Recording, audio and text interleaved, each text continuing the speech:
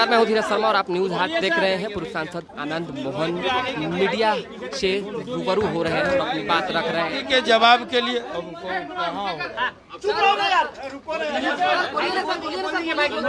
आप लोग शांत होइएगा तभी तो। शांत रहिए। कैसे देख रहे हैं जो बयान है उसको, कैसे देख रहे हैं? छूट जाएगा। हम आधा आधा करके दे देंगे जवाब। सुनिए ना, आधा आधा आप जिनका फिर एक दूसरे में आधा बट जाइए, आधा का जवाब। आनंद मोहन से बातचीत करते हैं, क्या कुछ मनोज झा के बयान को देखते हैं और क्या कुछ कह रहे हैं। जो बयान, मैं किसी व्यक्ति के बयान पर प्रतिक्रिया देने के लिए खड़ा नहीं हुआ हूँ। बातें लोकतंत्र की सबसे बड़ी, लोकतंत्र के सबसे बड़े मंदिर में कोई व्यक्ति या कोई सांसद चुने हुए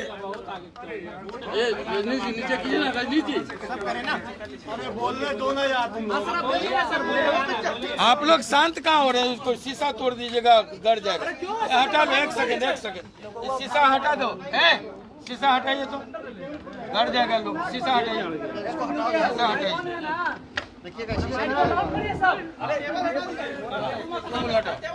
उसको मोटरसाइकिल को कहीं हटाने, तुम लोगों को न समझोगे। बोलिए। मैं किसी व्यक्ति विशेष के बयान का, आप लोग ने बोलने दीजिएगा। शांति नहीं हो रही। मैं किसी व्यक्ति विशेष के बयान का जवाब देने के लिए खड़ा नहीं हुआ। दुर्भाग्यपूर्ण ये हुआ है कि लोकतंत्र के सबसे बड़े मंदिर में हाल के दिनों में दो घटनाएं हुई। हमारे पुरखों ने असीम कुर्बानियां देकर आजादी और लोकतंत्र को बहाल किया। आज हमारा देश सबसे बड़ा लोकतंत्र है, गणराज्य है। एक धर्मनिरपेक्ष और समाजवादी गणराज्य में राष्ट्र के सबसे बड़े लोकतंत्र के मंदिर में अगर किसी धर्म विशेष पर टिप्पणी होती है या किसी जाति विशेष पर टिप्पणी की जाती है तो ये कार्रवाई, चाहे राज्यसभा हो या लोकसभा हो, उसकी कार्रवाई में दर्ज हो जाता है। और ये गालियां दी गई, मैं उस पर ऑब्जेक्शन, मेरी आपत्ति वहाँ है कि एक जाति विशेष को टारगेट करके संदर्भ से बाहर जा करके महिला बिल पर बहस चल रहा था, वो पेश किया गया था, उसको पास होना था, उसमें ठाकुर का कुआं लाया गया। ये एक बीमार मानसिकता का द्योतक है। ये पूर्वाग्रह से ग्रसित व्यक्ति का कि संकीर्ण मानसिकता का परिचायक है और मैं उसके खिलाफ खड़ा हुआ। चाहे वो इस देश के मुसलमानों को, जिसकी शुरुआत होती है 1857, जिसके बलिदान का इतिहास है, 1857 के गदर का जो हमारा नायक था वो था बहादुर शाह जफर। हमारे जो क्रांतिकारी मित्र लोग मरे, पुरखे लोग मरे, जिसमें भगत सिंह थे, चंद्रशेखर आजाद थे, बिस्मिल थे, उसमें एक नौजवान और था, उसका नाम था अशफाक उल्लाह खान।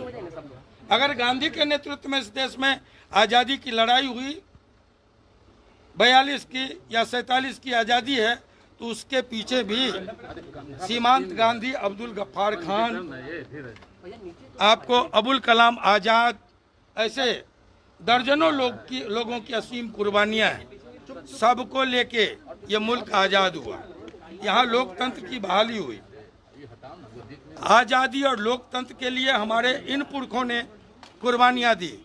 मुल्क की आज़ादी के बाद यहाँ के बॉर्डर की हिफाजत की बारी आई तो कैप्टन हमीद आगे आकर के पेटेंट टैंक को तोड़ने का काम किया। आज कोई सांसद निकले लोकतंत्र के सबसे बड़े मंदिर में अगर किसी धर्म विशेष को गाली दे, कोई सांसद निकले राज्यसभा के अंदर जाकर किसी जात विशेष को गाली दे, तो ये बर्दाश्त के काबिल नहीं है। लोकतंत्र के आप चौथे स्तंभ हैं, आप लोकतंत्र के पारवा हैं। आपकी भी जिम्मेवारी बनती है कि जात विशेष को गाली दिया जाए, उसको टारगेट किया जाए, या धर्म विशेष को कटुआ आतंकवादी कहा जाए, या ठाकुर देके कि ठाकुर को मारो, अपने अंदर के ठाकुर को मारो। ये बार बार दोहराना ये कतई बर्दाश्त के लायक नहीं है, और इसको कोई भी लोकतंत्र के मूल्यों में यकीन करने वाला कोई व्यक्ति कभी बर्दाश्त नहीं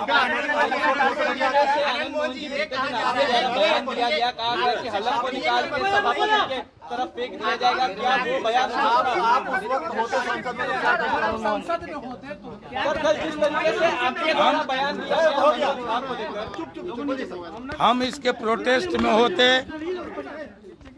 महिला बिल पर हमारे मार्शल आर्ट का इतिहास है।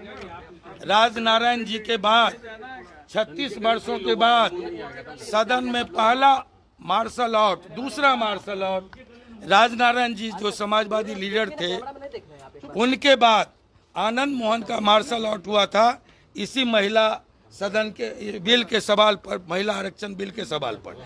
तब मेरे हाथ कटे थे, तब मेरे सर में शीशे गथे थे। लोग महिला बिल के सवाल पर भाषण देते हैं, आनंद मोहन का लहू बहा है। लोग भाषण देते हैं पक्ष और विपक्ष में। लवली आनंद की गिरफ्तारी हुई है आधी आबादी को आधा हक के सवाल पर। हम पहले कह चुके हैं हम क्या करते। हम फिर से एक बार मार्शल आउट होता, फिर से हम इसका प्रोटेस्ट करते, हर कीमत पर इसको रोकते। आपने जीप खींचने की बात कही थी, लेकिन आपने जीप खींचने की बात कही, अभी यहाँ कुछ नहीं बोले। आप सुन लिए ना, तो रिपीट कीजिए। क्या अड़िग है अपनी बातों पे? हाँ, बिल्कुल ठीक है, जो हम बोल गए उसको रिपीट कीजिए। लेकिन राष्ट्रीय जनता दल उसी वीडियो को पोस्ट करके कहती है कि शानदार भाषण है मनोज झा का संसद में। मुबारक हो। देखिए, आपने फिटकिरी का नाम सुना है? पहले लोग दाढ़ी बनाते थे तो फिटकिरी का इस्तेमाल करते थे, आप सेब के बाद करते थे ना। आप उस फिटकिरी का एक काम है, एक बड़ा काम है। एक तो ये कीटाणुनाशक है, और दूसरा काम क्या है कि 1 टन 1 क्विंटल आप 1 ड्रम दूध ले लीजिए, 1 ढेला फिटकिरी उसमें डाल दीजिए, दूध फट जाएगा, जमने ही नहीं देगा। तो मैं आपको बोलूं कि एक फिटकिरी झा है, वो नहीं चाहता है कि इस देश इस प्रदेश में जो मार्शल कौमें हैं, जो कृषक जातियां हैं, वो इकट्ठा हो। एजेंट बन के पार्टियों में बैठे हुए हैं ऐसे लोग। और किसके होंगे? जिनका केंद्र में सरकार है उनके एजेंट हैं। इनके बड़े पिताजी का, मैं इनके बड़े पिताजी की कहानी जानता हूं, आप नहीं जानते हैं तो जान लीजिए। बहुत बड़े सोशलिस्ट थे, प्रखर समाजवादी बनने का चोगा ओढ़े हुए थे। जीते समाजवादी पार्टी से, सोशलिस्ट पार्टी जो बनी, और जैसे ही कांग्रेस की चलती आई, सरकार बनी, समाजवादी चोला को उतार के फेंक के बल्कि कहिए, और कांग्रेस में जाके मंत्री हो गए। ऐसे लोग जब लगेगा, आरजेडी आज इस बात को नहीं समझ रही है, हम उनके शीर्ष नेतृत्व को समझाने का हम कोशिश कर रहे हैं। ऐसे लोग तभी तक हैं, न इसके पहले थे और न इसके बाद रहेंगे। ऐसे लोग तभी तक होंगे जब तक आरजेडी अस्तित्व में होगी।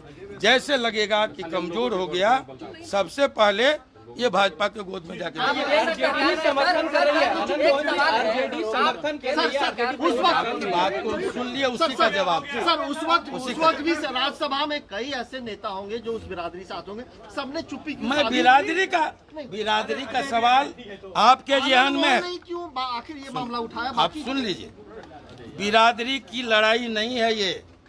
एक कम्युनिटी विशेष को एक व्यक्ति ने जो गाली दी है, उसके खिलाफ संघर्ष है, उसके खिलाफ आवाज है।